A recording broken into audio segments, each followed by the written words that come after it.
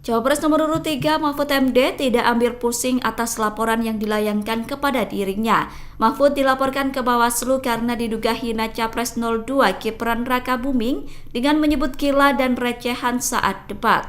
Terkait laporan ke Bawaslu itu, Mahfud MD mengaku tidak tahu dan tidak ingin tahu. Pernyataan itu disampaikan Mahfud MD dalam acara diskusi Taprak Prof di Lampung pada Kamis 25 Januari. Mahfud MD mengatakan tidak ingin tahu karena laporan-laporan yang dilayangkan terhadap dirinya sebelumnya selalu mentah. Ia mengatakan sudah banyak yang membuat laporan terhadap dirinya namun selalu mentah. Mahfud mempersilahkan jika ada yang ingin lapor ke Bawaslu.